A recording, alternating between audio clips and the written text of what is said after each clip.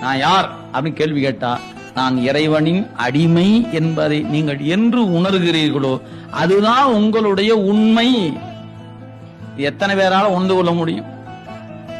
எல்லாராலையும் உணர, படிச்சால உணர முடியாது. அவன் உணர்த்தும். படிக்காதவனுக்கும் உணர்த்துவான், படிச்சவனுக்கு உணர்த்தாமே விட்டு விட்டாலும் விட்டுடுவான். ஏன்? அதனால கற்றாரை யான் வேண்டேன். படிச்சு போட்டு உணராம இருக்கவனும் இருப்பாயா, அந்த ஆள நமக்கு வேண்டாம் அப்படின்றாரு.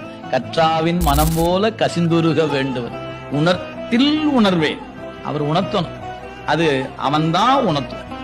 யாரும் இங்க சிபாரிசு செய்ய இயல. ஐயா ரொம்ப நல்லவருங்க, அவர் ரொம்ப எனக்கு ரொம்ப வேண்டப்பட்டவர், கொஞ்சம் உணர்த்துங்களேன் சாமி அப்படின்னு நம்ம ஒரு சிபாரிசு கடிதம் கொடுத்தா செல்லுமா என்று கேட்டா, செல்லாது தம்பி, செல்லாது. ஏன்? அந்தந்த உயிர் செய்த பாவ புண்ணியத்து கேட்பத்தான் உணர்த்துவான். நீங்க புண்ணியத்தை செய்து கொண்டே இருந்தால் ஒரு நாள் உணர்த்துவான். நீங்க புண்ணியத்தின் பக்கமே போதும் வச்சுக்கணும், ஒருபோதும் உணர்த்த மாட்டேன்.